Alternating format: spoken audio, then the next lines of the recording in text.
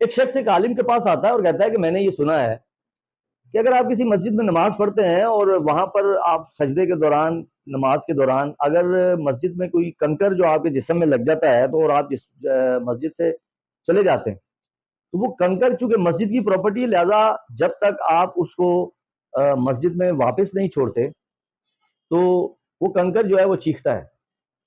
وہ عالم بڑے حیران ہوتے ہیں، اس کو کہتے ہیں کہ نہیں ایسی کوئی بات نہیں ہے۔ تو کہتا ہے نہیں میں نے سنا ہے کہ وہ کنکر جو ہے وہ چیختا ہے۔ تو عالم جو ہے وہ تنگ ہو کر کہتے ہیں کہ اس کو چیخنے دو، تب تک چیخنے دو جب تک اس کا گلا نہ پھٹ جائے۔ تو وہ بندہ بڑا حیران ہوتا ہے اور عالم سے کہتا ہے کہ اس کا تو گلا ہی نہیں ہوتا، وہ پھٹے گا کیسے؟ تو عالم کہتے ہیں تو اگر اس کا گلا ہی نہیں ہے تو وہ چیخے گا کہاں سے؟ تو بات کرنے کا مقصد یہ ہے کہ ہمارے ہاں لوگ علماء سے ایسے عجیب عجیب سوالات کرتے ہیں۔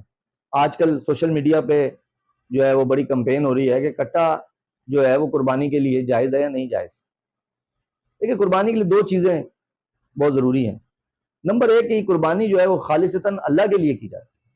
ہمارے تو جو جانور لاتا ہے وہ تو پہلے پورے محلے کو دکھاتا ہے اور پھر فیس بک پہ لگا کے پوری دنیا کو دکھاتا ہے۔